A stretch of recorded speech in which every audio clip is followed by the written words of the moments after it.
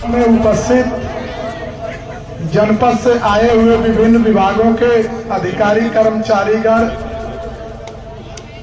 और भारतीय जनता पार्टी के पदाधिकारी महोदय, आदरणीय मुख्य अतिथि महोदय, आदरणीय एडीएससी महोदय और हमारे पत्रकार बंधुओं, ये विकसित भारत संकल्प यात्रा के थोड़ा सा मैं बताना चाहता हूं अपने माताएं बहनों से कि अभी हमारा देश विकासशील देश है। दुनिया के 11 देश ही विकसित देश हुए हैं और 152 देश विकासशील की श्रेणी में है। जो माननीय प्रधानमंत्री जी ने एक संकल्प के तहत ये अभियान चलाए हैं पूरे हिंदुस्तान में कि हम लोग 2047 तक, 1947 में हिंदुस्तान हुआ था, एक शताब्दी पूरे होने के बाद 2047 में जो योजनाएं आप लोगों को बताई जा रही हैं, जो कानून व्यवस्था के बारे में बताया जा रहा है, ये अगर धरातल पर पूर्ण रूप से हम लोग लागू कर दें तो प्रधानमंत्री जी का सपना 2047 में आजादी के 100 वर्ष पूरे होने के बाद हमारे देश के लोगों को मिलना शुरू हो जाएगा। हम यही बताना चाहता हूं आप लोगों से कि आजाद भारत होने के बाद अभी हम लोग बहुत संघर्ष किए, आर्थिक रूप से, राजनीतिक रूप से, चाहे हमारे किसान भाई हो, नौजवान साथी हो, बढ़िया पढ़ने के लिए स्कूल नहीं था, शिक्षा का केंद्र नहीं था। जब हम लोग विकसित भारत के श्रेणी में पढ़ रहे हैं तो जहाँ 5 IIT स्कूल था वहाँ 50 IIT स्कूल खुले हैं। बहुत हर क्षेत्र में डेवलपमेंट हुआ है। आप देख लीजिए, आपके बगल से हाईवे गुजरता है, पहले लोग हाईवे का नाम नहीं सुनते थे, अब हाईवे पर लोग चल रहे हैं। उसी तरह से कानून व्यवस्था का जो रूप दिया गया है, किसी भी विकसित देश में कानून व्यवस्था का प्रथम सर्वोच्च स्थान होता है। अगर कानून व्यवस्था नहीं है तो वह देश विकसित देश हो नहीं सकता है। इसलिए नहीं हो सकता है कि जो विदेशी कंपनियां आती हैं, जो कारोबार आर्थिक रूप से फैलाती हैं, जो विदेशी स्टूडेंट पढ़ने के लिए बेच्चू जैसे यूनिवर्सिटियों में आते हैं, जब कानून का राज नहीं स्थापित होगा तो आपके देश में नहीं आएंगे। जो आएंगे वो पलायित होकर चले जाएंगे। उनके दिमाग में ये होगा कि हमसे टैक्स वसूला जाएगा। लेकिन हम दावा के साथ कह रहा हूं, हमारा भी कुछ अनुभव 20 वर्ष लगभग विभाग में हुआ है। कानून का राज लगभग स्थापित हो चुका है। हमारी माताएं बहनें, मैं आप लोगों को पुनः विश्वास दिला रहा हूं कि आपकी बहन बेटियां जो स्कूल जाती थी, लोग कहते थे कि हम BA में, BTC में, B.Ed में दूर नहीं भेजेंगे, साइकिल से नहीं भेजेंगे, लोग रास्ते में छेड़ सकते हैं, कल शादी ब्याह करना है।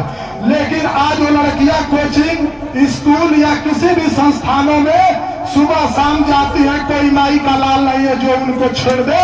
अगर कोई छेड़ने का हिम्मत करता है तो उसके साथ कैसी कार्रवाई की जाती है, आप लोग मोबाइल, ऑनलाइन और तमाम माध्यम से जानते हैं कि 24 घंटा नहीं बीतता है उसका घर जमीन जोत कर दिया जाता है। ये कोई कहने की बात नहीं है, आप लोगों को देखने की बात है। यही विकसित भारत की पहचान होती जा रही है।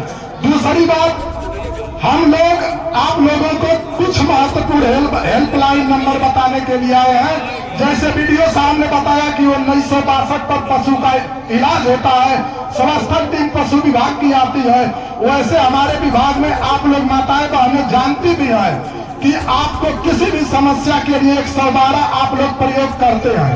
जिनके पास 112 की जानकारी है वो लोग तुरंत पुलिस बुला लेते हैं। उसी तरह से आप लोगों का मोबाइल, आधार कार्ड, ऑनलाइन सब बैंक से जुड़ा हुआ है। किसी गलती बस किसी माताएं बहन का, नात रिश्तेदार, संबंधित का अगर पैसा कट जाता है तो आप 24 घंटे में 1930 19030 तुरंत डायल करिए। और जो वहां से पूछा जाता है साइबर क्राइम से, आप बताइए, जो पैसा आपका कटा हुआ है 24 घंटे तक होल्ड रखा जाता है और उस पर तुरंत ऑनलाइन प्रक्रिया के तहत उस पैसे को होल्ड करा करके आपको लौटाने का काम किया जाएगा। लेकिन आपको जानकारी नहीं है कि 1930 से क्या होगा तो आप लाभ नहीं पाएंगे। यही बताने के लिए हम लोग आए हैं। जो विकसित भारत से बाहर के दुनिया के देश हैं उनमें किसान भी ये बात जानता है कि हमको कहां से क्या अधिकार मिलेगा। आपके पास हर सुविधा सरकार ने दिया है, लेकिन आपको जानकारी नहीं है तो आप वंचित रह जाएंगे। इसी तरह हम लोगों के पास नंबर है 103। आग लगने के बाद तुरंत अग्निशमन केंद्र की गाड़ियां आती हैं। एक नंबर है 108।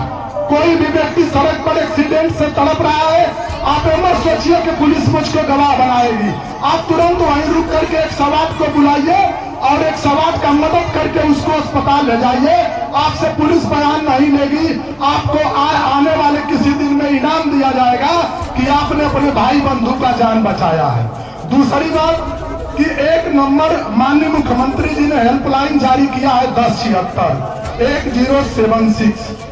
आपके घर, आपके लड़के, आपके कोई भी आदमी जो जिम्मेदार है, अगर रोजी रोजगार के कमाने के लिए गए हैं तो आप तुरंत 1076 मिलाइए, अपनी समस्या बताइए। कोई आपका प्रार्थना पत्र के रूप में ऑनलाइन बन करके हमारे थाने पर या संबंधित विभाग को जाएगा, जिस विभाग की आपकी समस्या होगी। फिर आपके बताए हुए नंबर पर हम लोग संपर्क करके आएंगे। अगर राजस्व का मामला है तो समाधान दिवस और थाना दिवस पर बुलाकर, या पुलिस विभाग का मामला है तो हम लोग उसको निस्तारित कराने का काम करेंगे और करते हैं, जिसकी मॉनिटरिंग माननीय मुख्यमंत्री जी ने प्रदेश स्तर से जिलाधिकारी पुलिस अधीक्षक महोदय को बुलाकर करते हैं और जनपद स्तर पर भी की जाती है। उस प्रकरण में हमारे पत्रकार बंधु जानते हैं, पिछले माह हम लोग प्रथम स्थान उत्तर प्रदेश के 75 जिलों में पाए थे IDRS में। इस बार हम लोग द्वितीय स्थान पाए हैं। आपका थाना छठी बार प्रथम स्थान पाया है। आप लोगों ने उसका जब प्रयोग किया, गुणवत्ता के आधार पर फीडबैक लिया जाता है कि आपके प्रार्थना पत्र का क्या निस्तारण हुआ, आप बताइए कि नहीं ये मुझे समस्या है। वो समस्या का निराकरण कराने के बाद आप संतुष्ट होंगे, इसके बाद आपकी कार्रवाई बंद कर दी जाएगी। यही सब बात बताई जा रही है। जब आप किसी भी चौपाल में, किसी भी कार्यक्रम में सरकारी नहीं आएंगी तो आपको जानकारी नहीं मिलेगी। एक महत्वपूर्ण नंबर है 1090 1090। हमारे बालिकाओं के लिए, हमारे जो माताएं बहनें, इनके लिए विशेष रूप से जारी हुआ है महिला हेल्पलाइन नंबर। उसमें आप किसी भी समय फोन करिए, वहां पर महिला अधिकारी कर्मचारी आपको फोन को उठाएगी। आप बताइए कि हमारी बिटिया या हमारी बहू या हम स्वयं किसी कार्यक्रम में, या आंगनबाड़ी, या मैं समूह का कार्य करती हूँ, ब्लॉक पर जाता हूँ, तो मुझको इसी तरह की समस्या होती है। आपके उस बताए स्थान पर हम लोगों को सूचना के माध्यम से उसको वैधानिक रूप से कार्रवाई की जाएगी, लेकिन आपसे नहीं पूछा जाएगा। इसकी यही विशेषता है, आप जान लीजिए। बहुत लोग सोचते हैं कि ये पूछा जाएगा कि उनकी बहन बेटी पुलिस की थाने की पुलिस बुलाई है, ये संकोच के नाते उस पीड़न को झेल लेती है। आप मत झेलिए, आप बताइए, आपके नाम, पता, मोबाइल नंबर को गुप्त रखकर हम लोगों से बताया जाएगा कि फला पॉइंट पर फला छेड़खानी या फला समस्या है। आप देखो, हम लोग सादे वर्दी में जैसी भी समस्या होगी निपटने के लिए उस पॉइंट पर निगरानी करेंगे। लेकिन आप अपने उस पीड़न को जब बताएं भी दिए हुए नंबर पर, तब आपको लाभ मिलेगा। परसों एक मैसेज आया था, आप लोगों को बताना चाहता हूँ, बहुत बड़ा योजना का लाभ है, आप लोगों को जानकारी नहीं है। 26 अगस्त 2021 से 23 मार्च 22 के बीच में जो लोग श्रमिक कार्ड ऑनलाइन भारत सरकार के श्रम मंत्रालय से हुए थे, हम लोगों के थाने पर मैसेज आया था कि आप लोग, क्या इनका पंचायतनामा भरा गया है तो बताइए। 2 लाख रुपया आपको मिलेगा, आपको जानकारी नहीं है, लेकिन सरकार योजना का लाभ दिलाने के लिए आप लोगों का नाम चिन्हित कर रही है कि अगर मजदूर है, ऑनलाइन रजिस्ट्रेशन भारत सरकार श्रम मंत्रालय से कराया है और उसका मौत हो गया है तो 2 लाख रुपया, या गंभीर बीमारी से विकलांग हो गया है तो उसके खाते में पैसा जाएगा। एक किसी भी माताओं बहनों को जानकारी नहीं थी, लेकिन सरकार के क्रम में हम लोग आप लोगों को लाभ दिलाने के लिए चल रहे हैं। दूसरी बात है, हाथ जोड़कर निवेदन कर रहा हूं, अपने तरफ से नहीं, हमारे साथ बैठे हैं कोतवाल साहब, पूरे थाना परिवार के तरफ से कर रहा हूं कि जहां पर आप लोगों के द्वारा आवास मिल रहा है माननीय प्रधानमंत्री ग्रामीण आवास योजना में, आपका ही भाई बंधु, आपका ही पटीदार उस आवास को रोकने का काम करता है। और कहता है कि हमारी जमीन में बन रहा है, जबकि हम लोग देखते हैं तो उसका पुश्तैनी मकान गिरा है वहाँ बढ़ रहा है। तो कुछ ऐसी समस्या है जैसे जमीन का घरोही का मामला, वहाँ राजस्व के लोग भी चाहते हैं कि पंचायत के माध्यम से हल हो, क्योंकि कोई प्रमाण नहीं मिलता है। जैसे आपके गांव में कैलाश मिश्रा का लाल जी का था मामला, आवास उनका आया था, तो आप ऐसा काम मत करिए कि जो लाभ मिला है भारत सरकार उत्तर प्रदेश सरकार का, आप उसको रोक दे, उसका मकान न बने तो दोबारा लाभ से वंचित रह जाएगा। आप सहयोग करिए, कल आपको भी मिलेगा। ये भावना से नहीं रहना है कि उसका आवास बन रहा है मुझे नहीं मिला है। आप वरीयता क्रम में आएगी, आपका भी बनेगा। हम लोग ऐसे 50 मामले का निस्तारण कराए हैं, सुलह समझौता कराए हैं, चाहे राजस्व टीम के सहयोग से, चाहे स्वयं मौके पर जाकर, कि आप लोग आवास मत रोकिए। और बाद में यही पता चलता है कि द्वेष भावना बस रोका जा रहा है, उनका झगड़ा कहीं और का है, किसी और मामले का है, लेकिन किसी कारण बस यहाँ रोक रहे हैं। तो इस तरह का काम मत करिए। आपके साथ वैसा ही व्यवहार कोई दूसरा करेगा तो आपको भी बुरा लगेगा। दूसरी बात कि आप लोग जो विकसित भारत यात्रा में जो भी बात बताई जा रही है, चाहे कानून के संबंध में, चाहे समूह के महिलाओं के माध्यम से, चाहे किसी भी विभाग के तरफ से, उसको आप लोग अपने संबंधित को, अपने पास पड़ोसी को, सभी को बताइए। योजना का लाभ जब धरातल पर सभी घरों में जाएगा तभी विकसित भारत के तरफ हम लोग बढ़ेंगे।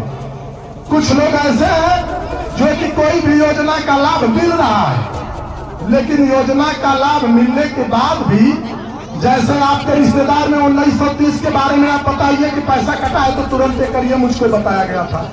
एक पूरी बात को कई जगह आप उसको ये करिए कि उसका प्रचार है।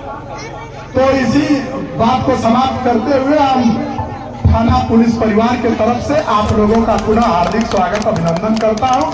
जय हिंद, जय भारत। हमसे जुड़े रहने के लिए हमारे YouTube चैनल को सब्सक्राइब करें और नई वीडियो की नोटिफिकेशन के लिए बेल आइकॉन को दबाएं।